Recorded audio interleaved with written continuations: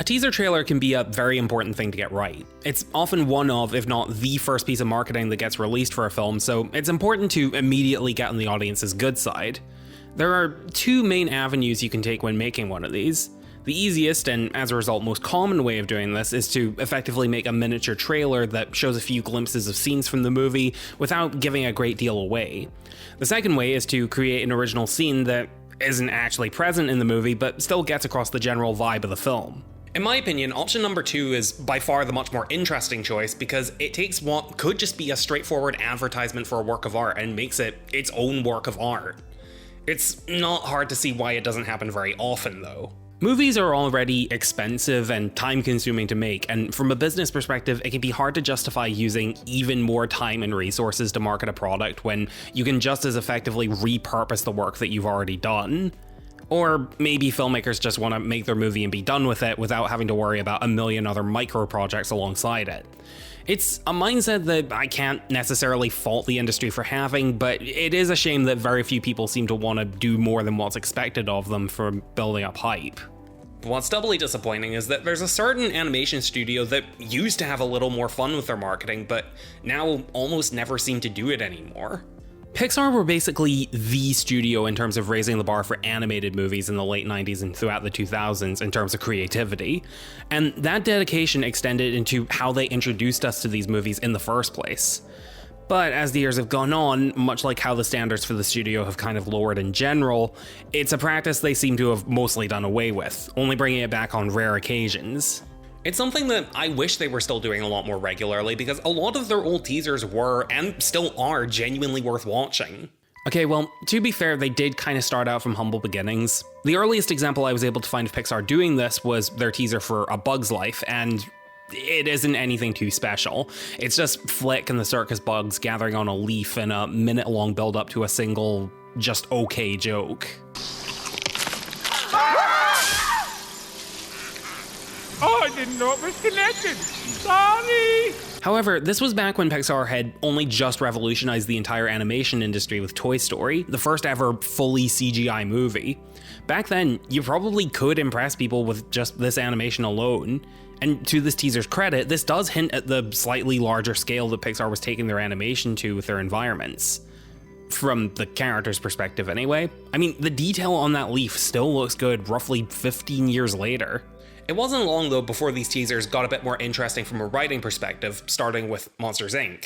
The teaser shows Mike and Sully entering a child's bedroom to scare them, followed by a bit of banter between them, which gives the audience a good idea on what to expect from both the premise and the dynamic between the two main characters. Arguably the most important things to convey in a promotion for this particular movie. Blame it on the little guy, how original. He must have read the schedule wrong with his one eye! Come on. In fact, the teaser introduces the world of Monsters, Inc. in a similar vein to how the movie itself did it, starting out with what looks like a typical depiction of a monster in a child's closet, all mysterious and ominous. There are monsters hiding in their closets, waiting to emerge.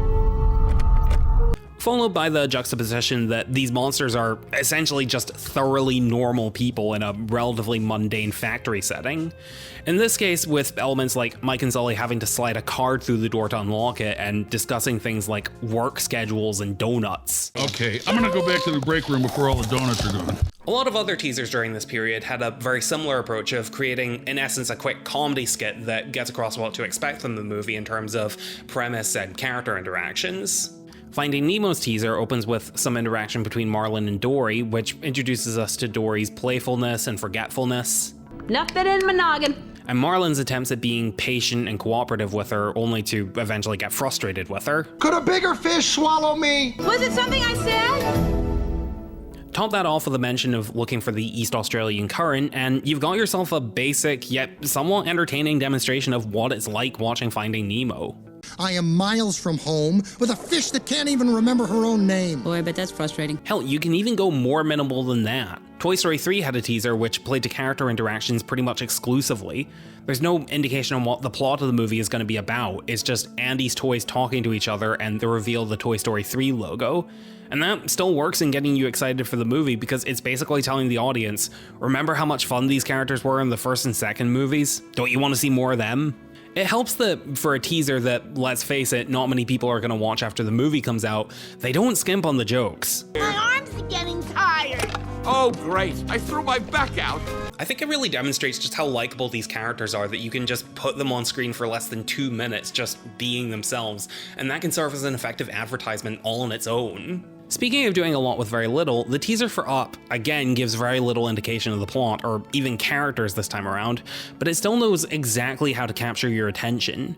Just for a second, let's pretend you know absolutely nothing about this movie, and look at how the teaser plays out. So it starts out with a balloon. Okay, nothing too crazy. Then a few more balloons. Alright, I'm with you so far. Then let's say more unusual number of balloons fly up the screen. And just as you start to wonder what's going on, they reveal the house flying up into the sky on those balloons with this old guy on the porch treating it like it's the most normal thing in the world. Afternoon. This is one of the shorter and more uneventful teasers that Pixar have made, but I figure that after seeing this, you have to be at least a little bit curious as to what the context for this is. Especially with Carl here being oh so casual about the whole thing, like, yeah, I know what's going on here, but I'm not gonna tell you. Guess you're just gonna have to see the movie to find out, aren't you? So Pixar made a habit of this kind of thing for a good long while, but much like most good things you can say about this studio, it's not as common as it used to be.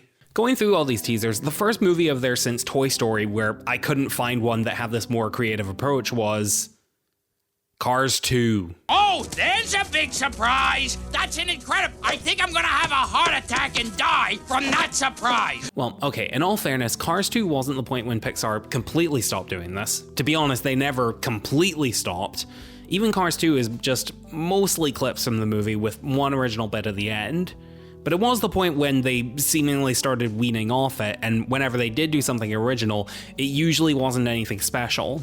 Toy Story 4 had an original teaser, but there wasn't really any meaningful character interaction beyond one not very interesting joke from Forky. I don't belong here! Incredibles 2 had what looked like an original teaser, with Jack in this red void interacting with the movie's logo, except then you watch the movie and you realize the animation is almost exclusively just recycled from the raccoon scene from the film.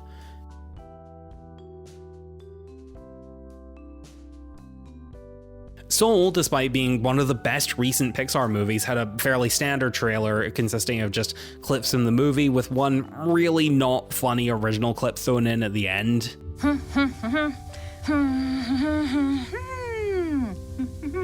Great. And Elemental had a completely original teaser, but in that case, it was kind of the first indication I had that I wasn't gonna like the movie.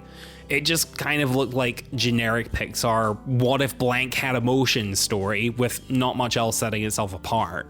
On the bright side though, Pixar's old brand of teasers that also happen to be good aren't completely gone.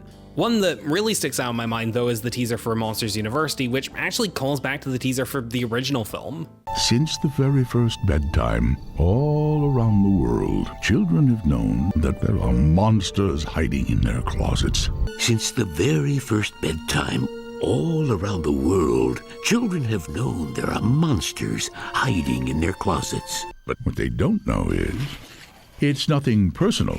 It's just their job. But what they don't know is those monsters weren't always so scary. They had to go to college first. I mean, for all the arguments you see people make about Monsters University being a cash grab, it was clearly made by people who love Monsters, Inc. I mean, how often do you see a teaser for an, at the time, decade-old movie get a sequel? Although I do find it funny that University makes Mike out to be this book-smart student while Sully didn't take his classes seriously, after the teaser for Monsters, Inc. explicitly stated the exact opposite. You remember the 5th grade? Yeah. When you spent all your time passing notes to Susie Boyles? Loved it. The rest of us were studying geography. Not to mention, much like Monsters, Inc. itself, its teaser also gets contradicted by University's premise of Mike and Sully meeting in college. Still though, it is a pretty funny teaser, as well as being kind of a deep-cut reference for Monsters, Inc. fans, which I think is really commendable. They didn't need to go to so much effort, but the fact that they did is really appreciated.